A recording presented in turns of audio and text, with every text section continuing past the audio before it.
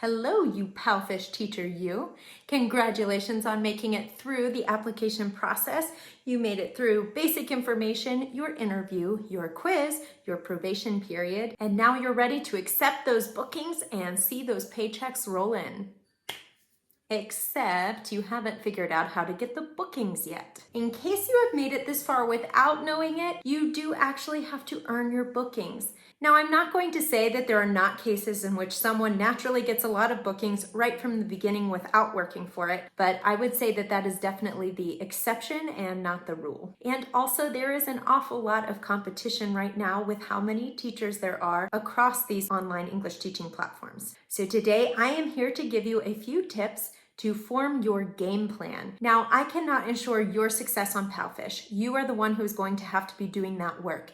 But I can give you as much information as possible to help you form a game plan right from the start to help you get off on the right foot and hopefully find success sooner rather than later. Are you ready? Let's do this. Good morning, PalFish. Hey, sweet.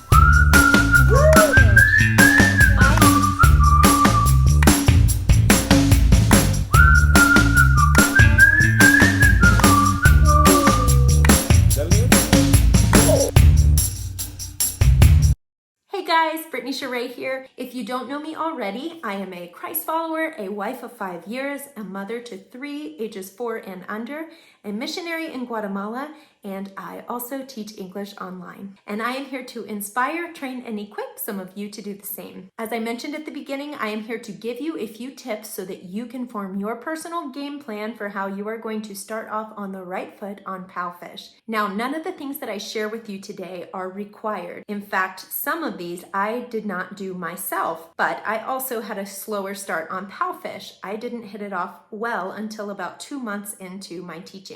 But I want to give you as much information as possible, as much advice as possible, so that you can throw yourself fully into it right from the start and hopefully find success sooner rather than later. While you have the extra time, put in as much effort as you can, knowing that it will pay off later. Now, I want to put at the top of this list what I have mentioned in previous videos, and that is to make sure that you know the trials very well, that you feel comfortable with them, that you feel ready to teach them, not just sufficiently, but well, so that you can relax and have fun with your students and do your best. Because one of my biggest tips for getting more bookings is to worry less about quantity and seeing how many people can see you until you have focused on quality. So while it is important to be noticed by a lot of people, make sure that the people who do see you like what they see. Am I making sense? The best way that you can do this is by guaranteeing that you are being the best you can be as a teacher in your classroom when a student shows up for a trial. Focus less on being noticed and focus more on being noticeable. Now, at the risk of sounding hypocritical, I'm going to tell you how you still do need to put your best foot forward in being noticed.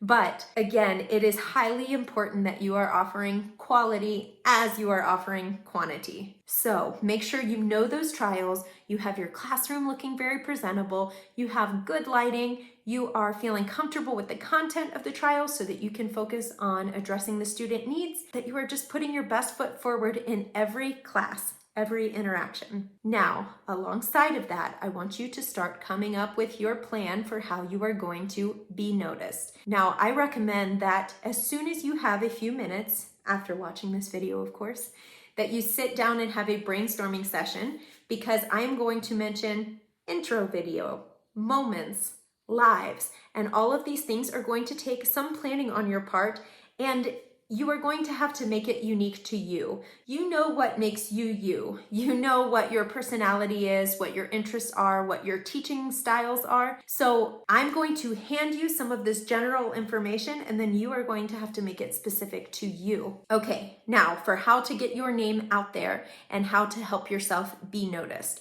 First, make sure your profile is in order. Now, you had to fill out all of that information when you were applying, but you can at any time go in and adjust things there. You want to make sure that you look professional, but that you also are showing a bit of your teaching style, your interests, your personality, so that students and parents are going to be drawn to you and know a little bit of what to expect when they get to your classroom. So some basic tips that have been given are to make sure that you have a good profile picture that shows your face well. You can include some stuffed animals or props. It's a good idea to make sure that your classroom is visible so that they know what they're going to see when they come to your class. Look fun, look friendly, look appropriate. That's a big deal. Any extra pictures that you have on your profile, I have included some of my family, but most of them are related to my classroom and teaching because that's what matters to them most.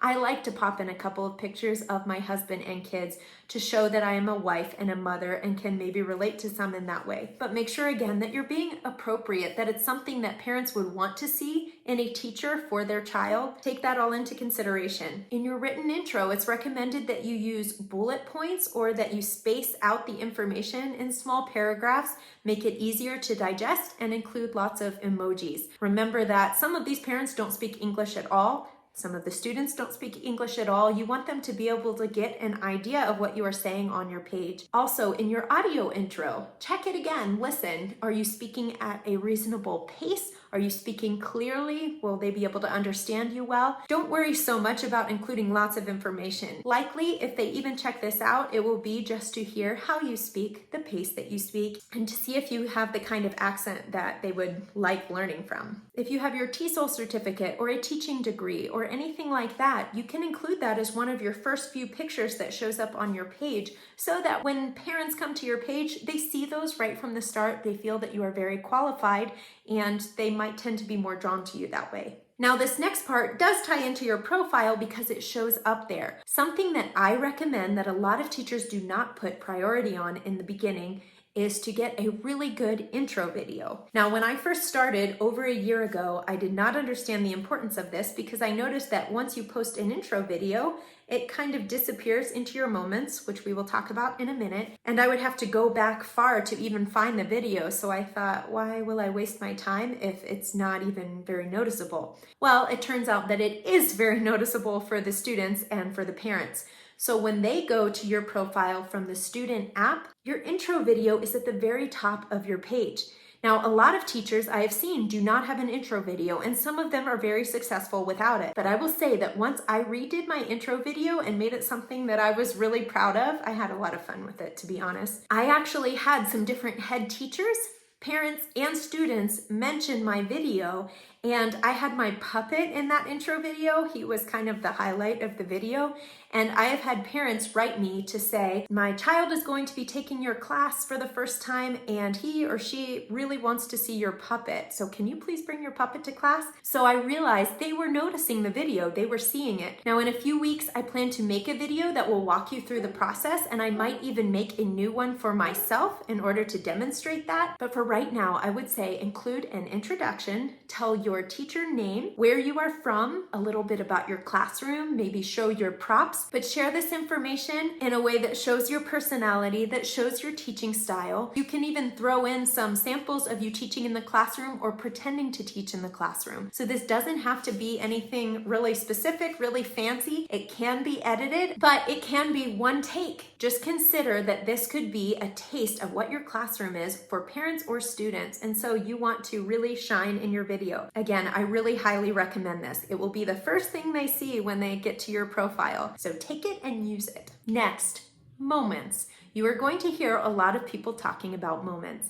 Now, to be honest, I did not do a lot of these in the beginning. I did some, but a friend of mine recently told me that she has her referrals post 10 times a day minimum during Beijing daytime hours so that they can get as much exposure as possible. I never did this amount. I maybe did 4 or 5 at the most, but I'm telling you again that my first 2 months were very slow and I only ended up taking off because I was featured at the end of 2 months, and you cannot control when you are featured. So I say take this advice and run with it while you have the time to do so. Now, with this, and I'm going to talk to you about lives in a moment, I do recommend that you sit down and come up with a plan. Just take some time to brainstorm different kinds of moments that you can post.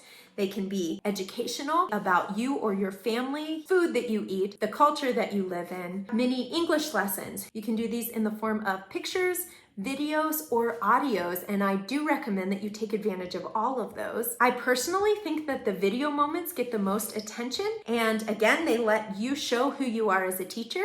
So go ahead and do 30-second or 1-minute clips of you teaching or talking to your students or saying good morning or introducing your dog. They can hear you speaking, they see your face, they see your smile. Now, I recommend brainstorming and writing these all down or even writing them up. If you have a bunch ready to go, then you could set an alarm and say, oh, I want to post it this time, this time, this time. Anytime you have time, just sit down, brainstorm, put them all down so that you're ready to post them when the time comes. Just make it easier on yourself and mass produce them. Again, these are not required. No one can force you to do this, but the more that you put yourself out there, the better chance that you have to be noticed by parents, teachers, students, the sales team. And once you are noticed, if what they see is quality, then you are going to find that you are booked. You could be recommended by head teachers to families, or the families could find you on their own. But really, it can't hurt you, so why not try while you have the time to do so? And I say that you have the time, even though I understand that many of us are very, very busy beyond our PalFish teaching. I say that because you came here to teach, and if you don't yet have the bookings you want, then use the time that you will be teaching classes to prepare to get more classes. Does that make sense? So get up as early as you would for classes and use that time to do lives, to do moments, to work on your intro video, because later those things are going to be what bring in more bookings, right? Right? Next, and actually for me, this goes even before the moments, I recommend doing lives. So it feels really uncomfortable, and I'm not gonna lie, I was super nervous on my first few lives. And then, and this is going to sound really discouraging, I quickly realized that not that many people were seeing my lives. So I just relaxed. I started being the way that I would be in my own classroom.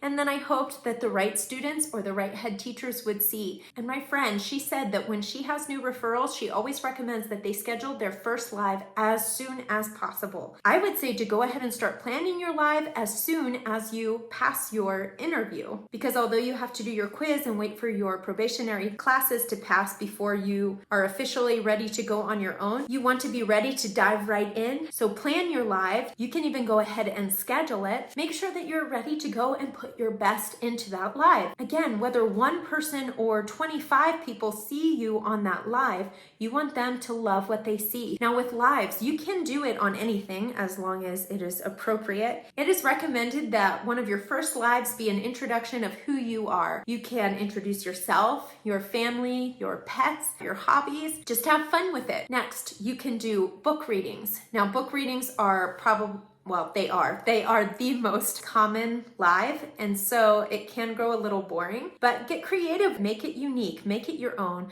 My friend said that her husband used funny voices and background music, and he just went all out. It was a book reading, but he got his first official student right after he did his live. So focus on giving your best, no matter how many are watching you or who is watching you. So again, you can do book readings, teach songs, teach crafts, teach or show what your hobby is. So just think about what makes you you, something that you would be relaxed and have fun talking about or teaching, and then be prepared to talk without responses from anyone. So sometimes people will get on there and respond in the chat, whether they are fellow teachers, students, or students' parents. Sometimes you're going to get comments from people and you can respond to them, and that is great. It's excellent if you can get interaction. But you want to be prepared to go through the live without that interaction. People can watch the replays later, even if they aren't there at the time. If you ever really butcher a live, once it becomes available as a replay, you can go back and delete it so that no one will watch it in the future. If you have any more questions about how to do a live, you can reach out to me or other teachers who have been teaching at PalFish. We will try to get you your questions answered. Now, this next tip is something that I have never done, but has been recommended to me by my friend who is a successful teacher